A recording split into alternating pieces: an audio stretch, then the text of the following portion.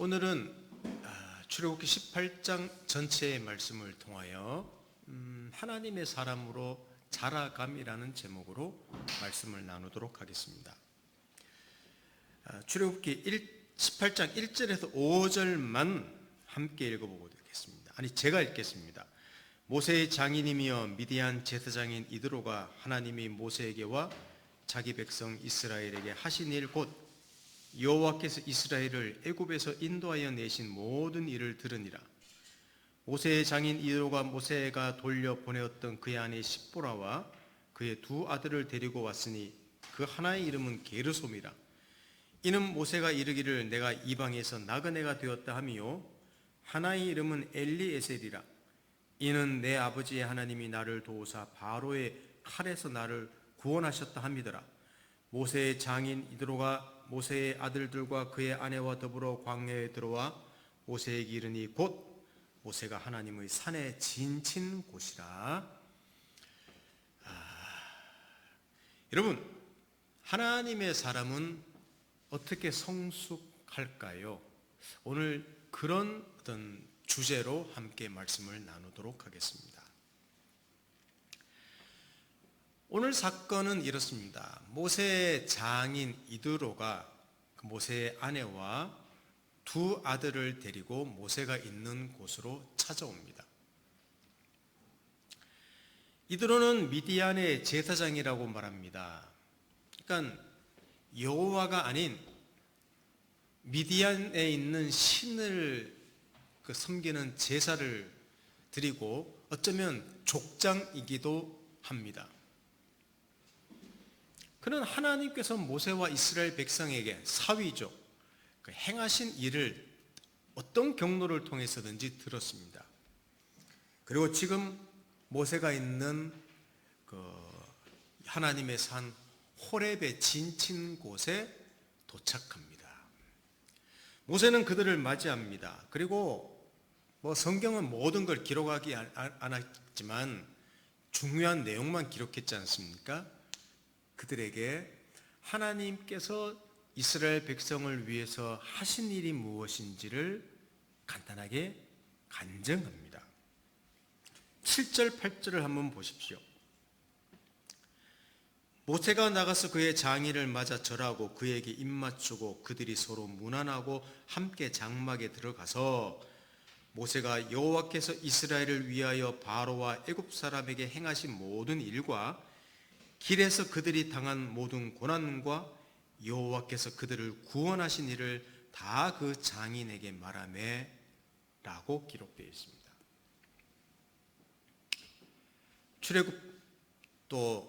출애굽한 이후의 여정, 하나님이 그 고난 가운데서 어떻게 인도하셨는지 그것을 차근차근 설명을 했습니다. 근데 이드로의 반응이 놀랍습니다. 그리고 어쩌면 그 반응은 우리를 당황하게 하기도 합니다. 자, 9절부터 한번 보십시오. 9절부터 12절까지 또 보시길 바랍니다.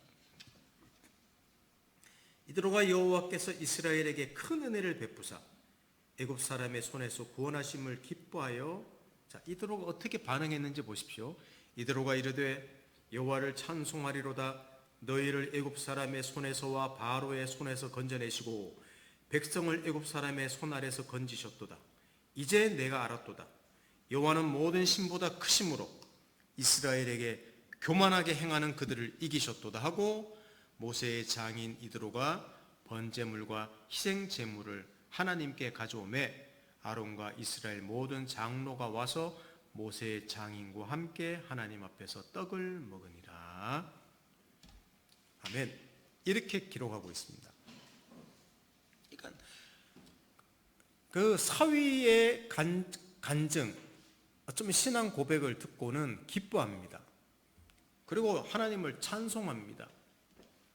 그리고 하나님의 유일하심과 그가 행하신 위대한 일을 고백합니다. 그리고 함께 제사하며 음식을 나눕니다. 이드로가 그 하나님 백성의 공동체로 들어와서 완전히 회심했는지는 분명하지 않습니다. 그러나 분명한 것은 여호와 하나님에 대한 새로운 인식을 합니다. 이게 큰 변화입니다. 위대한 일입니다. 감격스러운 일입니다. 하나님께서 구원하신 자기 백성을 통하여 또 자기 일을 하신 것이죠.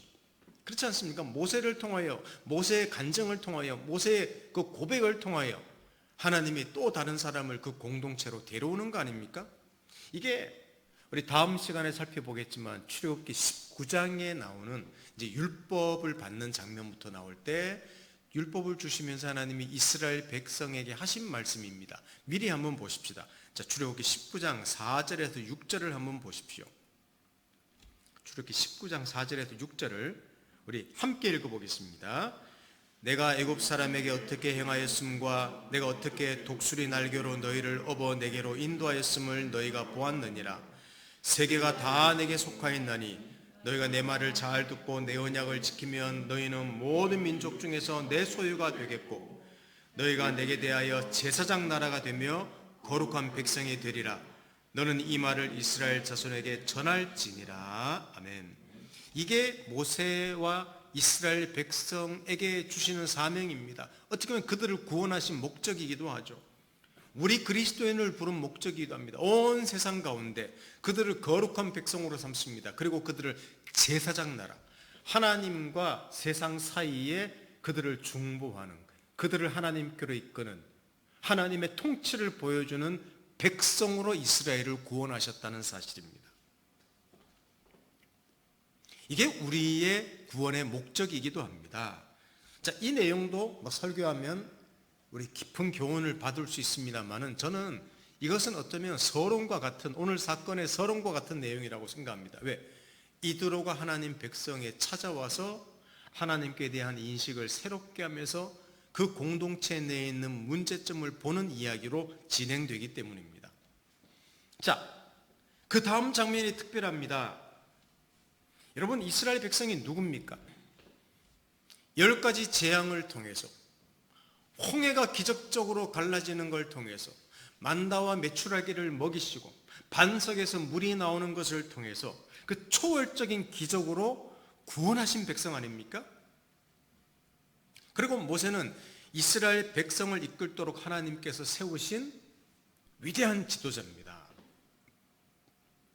그런데 갑자기 찾아온 이방인 제사장 이드로, 물론 모세의 사위지만 모세와 하나님 백성 안에 있는 그 심각한 문제점을 발견하고 지적합니다. 그리고 해결책을 바로 제시합니다. 주저하지도 않고 바로 해결책을 제시합니다. 이게 좀 긴 내용인데 제가 천천히 읽을 테니까 여러분들 한번 눈으로 자세히 보시길 바랍니다. 자, 출애굽기 18장 13절에서 23절까지 제가 천천히 읽어드리겠습니다. 이튿날 모세가 백성을 재판하느라고 앉아있고 백성은 아침부터 저녁까지 모세 곁에 서 있는지라. 모세의 장인이 모세가 백성에게 행하는 모든 일을 보고 이르되 네가 이 백성에게 행하는 이 일이 어찌 됨이냐? 어찌하여 네가 홀로 앉아있고 백성은 아침부터 저녁까지 내 곁에 서 있느냐? 모세가 그의 장인에게 대답하되 백성이 하나님께 물으려고 내게 옴이라.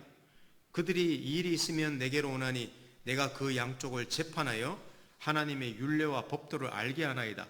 모세의 장인이 그에게 이르되 내가 하는 것이 옳지 못하도다. 너와 또 너와 함께한 이 백성이 필경 기력이 쇠하리니 이 일이 내게 너무 중함이라.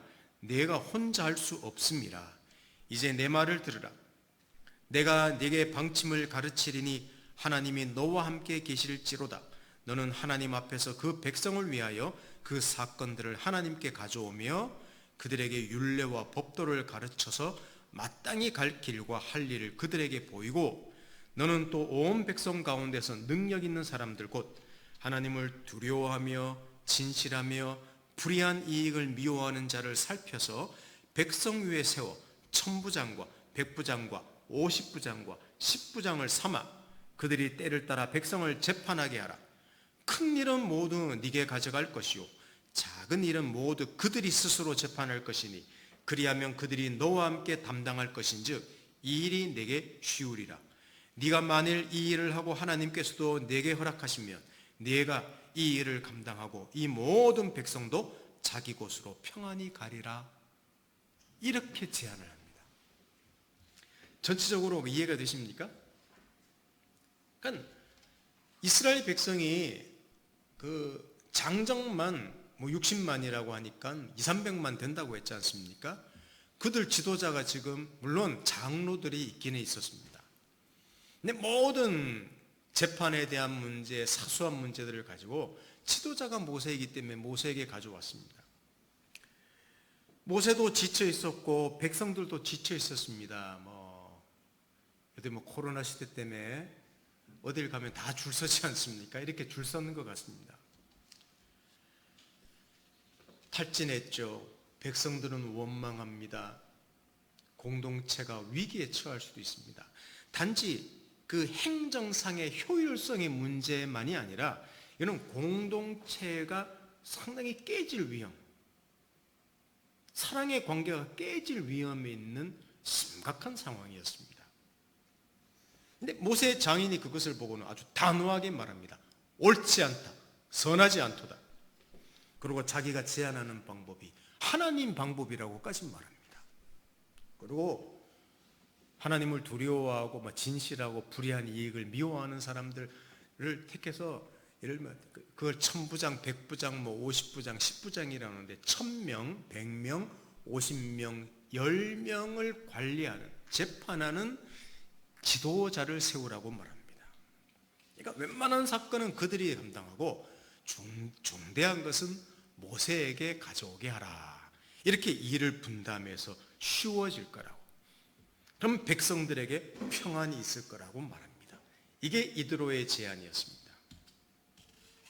놀라운 사실은 모세가 그 장인의 제안을 서슴없이 받아들였습니다. 자, 24절을 보십시오.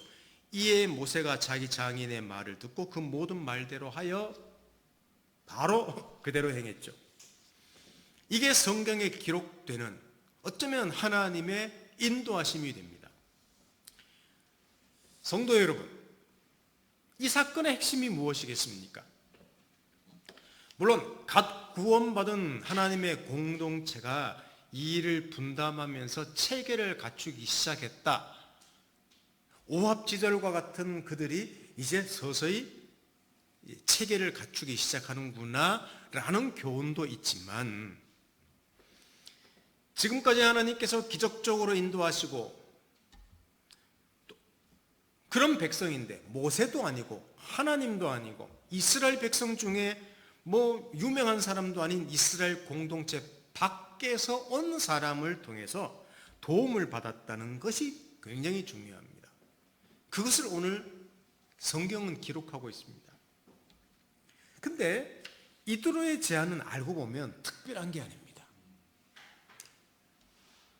어쩌면 상식적이라고 할 수 있는데 사람들이 보편적으로 알고 있는 사람들, 어떤 공동체가 있든지 어떤 사회가 있든지 그들의 경험 속에서 보편적으로 얻는 지혜와 원리인 것입니다. 여러분, 일 분담하는 것 어디나 있지 않겠습니까? 이걸 누가 몰랐는가 하면 모세는 모르고 있었다는 거예요. 이것이 하나님이 자기가 기적적으로 구원한 백성을 인도하신 방법이었다는 겁니다. 여러분, 그렇습니다. 오늘 성경 본문은 모세가 서툰 행정가로 기록되어 있습니다. 구원받은 백성이 체계가 없다고 기록되어 있습니다. 그러나 전혀 놀랄 일이 아닙니다. 왜냐하면 하나님의 구원을 경험했다고 해서 그들이 곧바로 성숙하는 사람, 성숙한 공동체가 되지 않습니다. 놀랄 일이 아니에요. 그리고 이스라엘에 속하지 않은 누군가가 이스라엘에게 이런 조언을 줄 수 있다는 것도 놀라운 일이 아닙니다. 왜냐하면 하나님은 세상을 통치하십니다. 그리고 온 세상 가운데 하나님이 자기 원리와 지혜를 담아두셨다는 것입니다. 그러니까 이스라엘이라는 공동체 바깥에도 하나님이 다스리는 흔적, 그들 경험한 것들이, 그들이 비록 하나님을 모를지라도 그것들이 가득 차 있다는 거예요. 그래서 외부에서 도움받는다는 것 놀라운 것이 아닙니다. 사랑하는 성도 여러분, 구원받은 하나님의 백성이라고 저절로 자라질 않습니다. 그리고 그들을 자라게 하는, 하나님 백성을 자라게 하는 방법은 세상에 널려 있습니다. 그것을 꼭 유념하시면 좋겠습니다. 하나님은 오늘 이드로라는 사람을 통하지 않고 모세가 또는 아론이 이스라엘 중에 200만 300만 되는데 그런 지혜가 있는 사람이 없겠습니까? 근데 그들이 오늘 등장하지 않고 이방 제사장 이드로가 등장한 것을 굉장히 우리는 좀 유념해야 될 필요가 있습니다. 여러분, 하나님 백성이라고 이 세상과 무관한 존재가 아닙니다. 세상 속에 살게 하셨습니다. 그리고 출애굽했다는 것은 한 나라에서 구원했다는 정도가 아니라 그 자유가 없는 속박 가운데서 구원했다는 거 아닙니까? 이제 자유인이 아닙니까? 그 자유인을 어디서 살게 했는가 하면 하늘나라로 데려간 게 아니라 가나안으로 향합니다. 이 세상에서 살게 합니다. 광야에서 살게 하셨습니다. 그 세상 속에 두신, 그래서 하나님의 통치의 원리가 무엇인지 발견하고 그것들을 사용해서 그 구원한 백성을 창조의 목적에 맞게 하나님은 자라게 하십니다. 이게 굉장히 중요합니다. 처음 인간을 창조하실 때 하나님 형상대로 만든 사람, 그러나 죄인이 돼버린 사람을 구원하신 이유는 내가 처음부터 잘못 만들었구나, 새로운 사람이 아니라 그 창조의 목적에 맞는 사람으로 부르신다는 거죠. 지금 여러분, 이런 말을 하는 분들이 있습니다. 성경 한 권이면 다 돼 라고 말하는 사람들이 있습니다. 성경 한 권이면 다 돼. 여러분도 아마 들어보셨으리라고 생각합니다. 물론 하나님 말씀의 중요성을 강조하는 말이겠지만 저는 그렇게 생각합니다. 상당히 조심스러운 말이라고 생각합니다. 상당히 그 하나님을 사랑하고 아주 영적이고 하나님 중심의 말처럼 들리지만, 그리고 실제로는 성경이 기초가 되는 것은, 하나님 말씀이 기초가 되는 것은 분명합니다. 그런데 성경에 기록되어 있지 않는 세상에 심어두신 하나님의 원리들을 발견하고 그 원리들로 충분히 도움을 받아야 합니다. 그래야 전인격이 성숙합니다. 그래야 창조의 목적을 이룹니다. 이것을 꼭 기억하십시다. 어떤 분들은 성경에 모든 게 다 기록되어 있다고 말합니다. 거기 경제 원리도 들어있고, 과학도 들어있고, 가정생활도 들어있고, 자녀 양육도 들어있고, 물론 있습니다. 몇 번씩 나오기도 해요. 한 구절 있는 경우도 있습니다. 근데 하나님이 그 원리를 가르치기 위해서 그것을 성경에 다 담아두신 게 아니에요. 성경은 그것을 말하는 책은 아닙니다. 제가 여러분께 말씀드리는 것을 오해하시면 안 됩니다. 목사가 성경 한 권이면 된다고 말해야지 어떻게 목사가 성경 한 권이면 안 된다는 말이 조금 어설프다고 말하는가? 그렇게 생각하시면 안 됩니다. 우리는 지정의를 가진 존재입니다. 저와 여러분은. 한 인격이 자라는 데는 참으로 많은 것들이 필요합니다.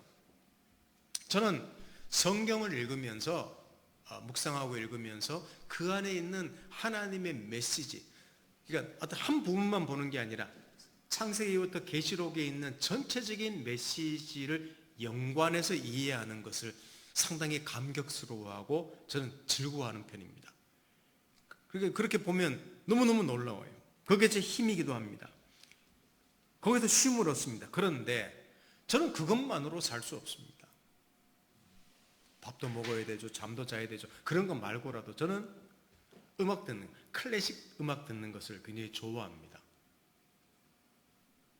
어쩌면 하루 중에도 상당히 많은 시간을 음악 듣기도 합니다. 왜냐하면 저는 거기서 쉼을 얻기 때문입니다. 제 감정적으로 뭔가 해소하는 부분이 있기 때문입니다. 어떤 사람들은, 저는 클래식을 좋아한다고 하지만 다른 사람들은 또 다를 거예요. 뭐 팝송을 좋아할 수도 있습니다. 어떤 사람들은 몸을 움직여서 춤을 춰야지 뭔가 이렇게 회복되는, 전인이 회복되는 사람도 있습니다. 어떤 이는 조용히 앉아서 책을 읽으면서 만족합니다. 친구를 만나 수다를 떨면서 마음을 추스리기도 합니다. 그렇지 않습니까? 이게 다 필요한 것들이에요. 물론 각 사람에게 이 모든 것이 다 필요한 건 아닙니다. 필요가 다르기 때문이죠. 그러나 이 모든 것들이 사실 사람에게 다 필요 없는 것들은 또 아닙니다. 다 필요한 것들이에요. 물론 세상의 왜곡되고 탐욕의 가치관은 조심해야 됩니다. 다 필요하다고 하니까 모든 것이 오케이, 아닙니다. 내가 먹고 싶은 것 다 먹고, 사고 싶은 것 다 사고, 하고 싶은 것 다 하고, 누리고 싶은 것 많이 누린다고 그 사람이 온전해지고 부유해지는 것은 아닐 것입니다. 여러분, 탐욕을 이길 장사는 없거든요. 그것으로 채우면 더 큰 것으로 채우고 싶은 것이 사람입니다. 그래서 그것으로는 가끔씩은 필요는 하겠죠. 그러나 오히려 사람은 내가 필요해, 나 힘들어, 그래서 많은 것들을 내가 누린다고 그 사람이 온전해지는 것이 아니라 도리어 반대일 경우도 있습니다. 내가 가지고 있는 권리를 사용하지 않으므로 쉼을 얻을 수도 있습니다. 평안을 누릴 수도 있습니다. 부유해질 수도 있다는 거예요. 이런 세속적인 가치관은 물론 조심해야 됩니다. 제가 오랫동안 선교회 사역도 했었지만 어떤 선교회에 있다가 나온 사람들이 만든 카페가 있습니다. 근데 거기 글을 제가 종종 읽어보는데, 젊은 시절 그들이 대학교 다닐 때 거기서 복음을 알고 그 4년 또는 10년씩 오직 성경, 그리고 주입식 성경 공부, 리더에게 헌신하고 충성, 모임에게, 그리고 캠퍼스에서 전도에만 집중한 결과가 물론 그 유익도 있었겠죠. 그들의 거의 100% 나온 사람들, 나왔기 때문에 자기를 합리화시키려고 말할 수도 있는 거지만 저는 제가 경험해봤기 때문에 충분히 그들을 이해합니다. 세상과 단절되었고 그 이후에 전인적인 그 공허함과 폐허를 경험하고 인간으로서의 상실감을 겪으며 오랜 세월을 고통 가운데 지내고 있다는 글들을 저는 읽습니다. 최근에도 나이가 50살, 50 중반, 57이라나? 근데 제가 과거에 어떤 모임에 있었는데 지금도 고통 가운데 있다. 참 무서운 일입니다. 왜 그렇겠습니까? 물론 자기들은 그렇게 사역하면서 하나님의 사람으로 특별한 헌신을 한다고 여기고 있겠지만 하나님의 형상을 가진 한 인격체로서 무한한 가능성, 그 하나님 나라의 무한한 풍성함들을 가로막는 일을 했기 때문에 그 인생이 공허할 수도 있습니다. 그러면 그렇지 않은 사람들은 뭐냐? 거기서 유익을 얻습니다. 그러나 눈을 뜨지 못했기 때문에 모르는 거예요. 여러분, 왜 이단과 사입이, 우리가 볼 때는 그 이상한 모임에 가서 있는 사람들, 똥 먹으라고 하면 똥 먹는 사람들, 무덤에 가라면 무덤에 가는 사람들 왜 갑니까? 모르기 때문에, 지배되기 때문에, 노예게 되기 때문에 모르는 거예요. 저는 제가 어떤 남을 비판하고자 하는 건 아닙니다. 제가 이런 경험도 있기 때문에 그렇구나, 한 인생이 성경 공부만 시키고 전도만 시키고 훈련만 시킨다고 그 인생이 풍성한 인생은 아니에요. 감히 저는 그렇게 이야기합니다. 물론 예수 그리스도의 복음을 전해야 됩니다. 거룩한 삶을 살아야 됩니다. 그러나 모든 그리스도인이 똑같은 방식의 삶을 살아야 된다는 것, 획일화시킨다는 것은 그거는 교회나 어떤 선교단체나 모임이나 저는 비성경적이라고 분명히 믿습니다. 사랑하는 성도 여러분, 하나님께서는 성경 안에 자신의 분명한 메시지를 담으셨습니다. 성경 안에 하나님이 누구신지, 인간이 도대체 누구인지, 하나님이 하시는 일이 무엇인지를 선명하게 담으셨죠. 그리고 하나님 말씀만이 사실은 생명을 줍니다. 여러분, 구원에 대한 그 메시지를 어디서 주고 있습니까? 특별 계시라고 하는 성경만이 주고 있습니다.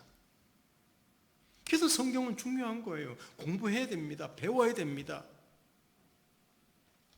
그런데 하나님께서는 세상 속에도 수많은 메시지를 담아두셨습니다. 그리고 그 세상 속에 있는 것들을 사용하셔서 자기 사람들을 자라게 하십니다. 여러분, 역사의 교훈을 통해서, 문학을 통해서, 미술을 통해서, 음악을 통해서, 과학을 통해서, 학문을 통해서, 또 의술 도움 받으면서, 또 수많은 사람의 도움을 받으며, 심지어는 상식적인 그런 지식들의 도움을 받으면서 온전한 인격체로 우리는 자라게 됩니다. 심지어는 자연을 통해서도 우리를 위대하게 만듭니다. 오늘도 저는 차 타고 빨리 온다고 왔지만 집사람이 와서 교회에서 한 말이 있습니다. 오는데 자연이 너무 아름다워서 와서 막 그렇게 기뻐하는 거예요. 이 동네로 이사를 참 잘 왔다고. 그 풀 한 폭이 그 들꽃 하나를 보면서도 그 사람이 새로워지지 않습니까? 바로 그겁니다. 우리 한 사람이 성숙하고 자란다는 것, 하나님 사람이 자란다는 것은 교회 말에 충성하고 장로가 되고 집사가 되고 필요한 것일 수도 있지만 전인이 자라, whole-man, 전인이 자라는 거예요. 지정의가 자라는 거예요. 여러분, 초대 기독교가 세상에 전파되는데 하나님께서 사용하신 것이 무엇인지 압니까? 많은 것들이 있을 것입니다. 그 중에 제가 독특한 걸 말씀드리면, 물론 복음을 가진 하나님의 사람들이 전했죠. 바울 같은 사람들도 있고 베드로도 있을 수도 있겠죠. 요한도 있을 수도 있겠죠. 그런데 그 로마 제국의 지배하에 그 로마 황제들의 엄청난 10대 박해 속에서도 어떻게 복음이 전파됐는가 하면, 놀라운 것은 그때 여러분, 그 지역은 언어가 통일되어 있었습니다. 알렉산더 대왕에 의해서 시작된 언어 통일이 헬라어, 그리스 아닙니까? 로마도 그리스어를 사용했었습니다. 언어는 라틴어를 썼지만 구어는 헬라어에서 말이 다 통했습니다. 넓은 지역이. 그러니까 로마가 제국을 확장시키고 전 세계로 퍼져나갈 때 언어가 통일됐으니 얼마나 좋습니까? 그리고 그 지배를 위해서 도로를 잘 발달시켰어요. 도로망이 좋았습니다. 할렐루야. 하나님이 온 세상에 복음을 전하는 데 사용하신 것은 중에 독특한 것이 그런 도로, 언어 사용하신 것이죠. 다 제가 뭘 말씀드리는지 아시겠습니까? 바로 이 세상에 두신 모든 것들은 하나님의 은총들이라는 것을 꼭 기억하시면 좋겠습니다. 아까 제가 말씀드렸죠. 조심해야 될 그 세속적인 가치관 말고 말입니다. 사랑하는 성도 여러분, 하늘의 상급이 우리를 기다리고 있습니다. 좀 분명한 사실입니다. 저도 그것을 소망합니다. 그러나 이 세상에 살게 하셨습니다. 구원받은 사람의 인생, 삶 속에서 하나님이 그들을 회복시키시고 또 하늘의 뜻이 땅에서 이루어지게 하셨습니다. 그 사람에게서 하나님 뜻이 이루어지게 하셨습니다. 어쩌면 이 땅에서 내가 하나님의 사람으로 살아내는 것, 하나님의 사람으로 자라나가는 것, 그게 이미 상급을 받은 것이라고 저는 믿습니다. 물론 죽어서 갈 그 위대한 하나님의 위로하심과 상 주심이 있죠. 그러나 이미 우리는 상을 받고 보상을, 엄청난 보상을 받습니다. 왜? 저와 여러분이 이 자리에 앉아서 하나님 말씀을 듣고 내가 위로 얻고 하나님의 사람으로 자라고 소망을 갖고 하나님께 항복하고 인격이 자라고 전인이 자라고, 이거는 하나님 통치가 내 안에서 이루어지고 있지 않습니까? 이거는 이미 상급이에요. 아멘입니까? 그게 우리라는 말입니다. 그래서 예수님이 하신 주기도문 내용이 저는 이해가 됩니다. 자, 우리 한번 읽어보십시다. 마태복음 6장 10절을 한번 보십시다. 다 같이 시작. 나라가 임하옵시며 뜻이 하늘에서 이루어진 것 같이 땅에서도 이루어지라. 아멘. 하나님 나라가 이루어지는데 하늘의 뜻이 땅에서 이루어지기를 원합니다. 바로 이 삶을 하나님이 이 땅에서 하고 계십니다. 어떻게? 세상 가운데 두신 자기의 수많은 은혜의 메시지를 통해서 말입니다. 우리는 그것을 발견해 나가야 됩니다. 찾아야 됩니다. 물론 성경 안에 있는 하나님의 메시지를 제대로 알면 좋겠습니다. 성경에만 기록됐기 때문에 아멘 할렐루야 갈 것이 아니라, 진짜 여러분 또 성경에 있는 구절만 다 인용하면 그냥 성경적이라고 생각해요. 저는 재밌는데 목사님들이나 많은 사람들이 어떤 이야기할 때 성경에 있는 야곱이 어땠다, 다윗이 어땠다, 그런 이야기들을 합니다. 그럼 다 성경적인 줄 압니다. 근데 사실은 야곱, 다윗 누가 이런 말을 했다는 말을 가만히 보면요, 이미 안 믿는 사람들도 그런 이야기하고 있는 내용들 굉장히 많습니다. 근데 유독 야곱이 했기 때문에, 바울이 했기 때문에, 다윗이 했기 때문에 하나님 뜻이라고 생각하는 그 성향이 우리 그리스도인들에게 있습니다. 저는 그것을 무시하는 게 아니에요. 다윗을 통해서, 야곱을 통해서, 아브라함을 통해서, 바울을 통해서 하나님이 어떤 메시지를 담으셨는지 그것을 이해하면 그 성경에 기록된 하나님의 뜻으로 우리 자신을 자라게 하는데 훨씬 더 큰 가치관, 세계관을 가질 수 있습니다. 이것이 기본이라면 저는 우리가 전인격을 가진 존재이기 때문에 이렇게 하면 다 여러분 하시는 거겠지만 그냥 반복해서 말씀드리고 싶습니다. 좋은 책을 읽으십시오. 또 좋은 사람을 만나서 마음껏 이야기도 하시고 특별히 잘 들으십시오. 또 좋은 영화도 보십시오. 특별히 우리의 감정을 잘 갖고 와야 합니다. 소중한 거예요. 내 감정을 소중히 여기고 다른 사람의 감정을 소중히 여기고, 이게 쉽지 않습니다. 그래서 제가 여기서 말씀드리는 거예요. 저도 잘 못하는 것 중에 하나입니다. 맛있는 음식도 드십시오. 여행하는 시간도 가지십시오. 그리고 조용히 침묵하는 시간도 필요합니다. 어쩌면 실패하고 염려하고 하는 그 고난의 시간도 하나님이 사용하시는 은혜의 그 메시지 수단일지도 모릅니다. 그리고 모든 것을 다 내가 누리는 것만이 아니라 그것도 필요하지만 나를 보상해야 돼. 여러분 가서 옷도 하나 사시고 신발도 사시고 그렇게 하시라고요. 적절하게. 그러나 필요에 따라 절제하는 것도 우리의 삶에 큰 유익을 얻을 것입니다. 이게 우리 인격이에요. 내 인격은 내가 하고 싶은 대로 다 한다고 인격이 자라는 게 아니라 누리고 절제하고 침묵하고 터뜨리고 보고 듣고 그 전인적인 활동을 통하여 우리 인격이 자라나가는 거예요. 이것이 우리 인생을 살면서 우리가 우리 인생을 조심스럽게 갖고 나가는 과정일 것입니다. 그리고 이런 인생에 누가 개입하시는가 하면 분명히 내가 가꾸고 내가 찾고 내가 힘써야 될 부분이 있습니다. 오늘 본문은 그것을 말하는 거예요.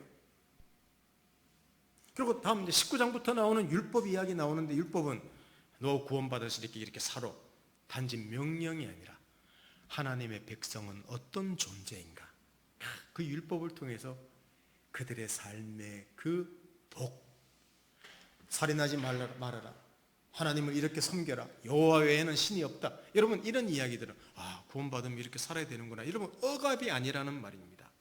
그게 보상이고, 그게 영광이고, 그게 자존심이란 말입니다. 물론 우리는 그렇게 못 삽니다. 하나님이 그렇게 되도록 우리를 도우실 거예요. 우리도 그렇게 힘써야 됩니다. 그래서 율법 나오는 그 뒷 모든 내용은요, 하나님 백성이 얼마나 영광스러운 백성인가, 물론 찌질한 부분이 여전히 많을지라도 그 수준으로 하나님이 만들어 나가시겠다고, 그 수준으로 붙잡고 계신다는 것을 보이신 것입니다. 그래서 오늘 마지막으로 이 구절을 읽어볼 필요가 있습니다. 빌립보서 2장 12, 13절을 한번 보십시오. 우리 구원을 조심스럽게 이 세상을 살면서 이루어 나가지만, 우리가 해야 되지만, 하나님께서 우리 안에 일하시기 때문에 실패가 없다는 것, 이것을 믿으시고 매일매일의 삶을 겁없이 살 필요가 있습니다. 자, 12, 13절을 마지막으로 읽어보십시다. 같이 읽겠습니다. 그러므로 나의 사랑하는 자들아, 너희가 나 있을 때뿐 아니라 더욱 지금 나 없을 때에도 항상 복종하여 두렵고 떨림으로 너희 구원을 이루라. 너희 안에 행하시는 이는 하나님이시니 자기의 기쁘신 뜻을 위하여 너에게 소원을 두고 행하게 하시나니. 아멘. 여러분, 두렵고 떨림으로 우리 구원을 이루어 나가야 됩니다. 그러나 우리 속에 소원을 두고 행하시는 이가 있습니다. 이것 저것 주의 뜻이면 다 해보십시오. 우리 인생을 소중히 여기십시오.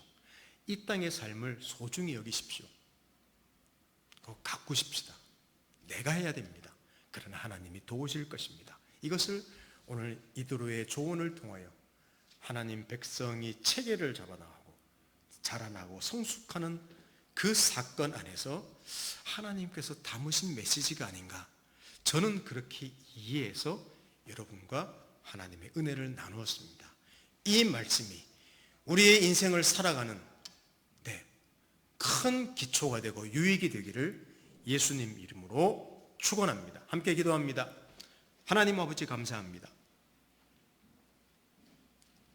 이스라엘 구원받은 백성 외부에서 온 이 제안이, 이것이 하나님의 메시지로 받아들였고 이스라엘 백성은 평안해졌고, 왜 이런 사건을 하나님이 성경에 기록하게 하셨는지를, 우리 한 인생, 구원받은 인생이 자라나가는데 창조의 목적을 이루는데 하나님께서 하나님 말씀뿐만 아니라 하나님이 기적적으로 은혜를 주시는 것뿐만 아니라 이 세상에 담아두신, 하나님께서 통치하시는 세계 속에 담아두신 그 수많은 하나님의 지혜와 원리들이 우리에게 필요함을 배웠습니다. 우리 오직 그리스도를 바라보는 인생이지만 이 땅에 살고 있는 하늘의 뜻이 이 땅에 이루어지는 사람이 되게 하시고, 이를 위해서 수많은 도움을 받는 겸손한 인생이 될 수 있도록, 그리고 이미 보상받은 인생을 살아낼 수 있도록 저희들을 축복해 주십시오. 하나님, 저희들을 이 땅 사는 동안에 위대하게 하시기를 간절히 소원하고 예수님의 이름으로 기도드립니다. 아멘.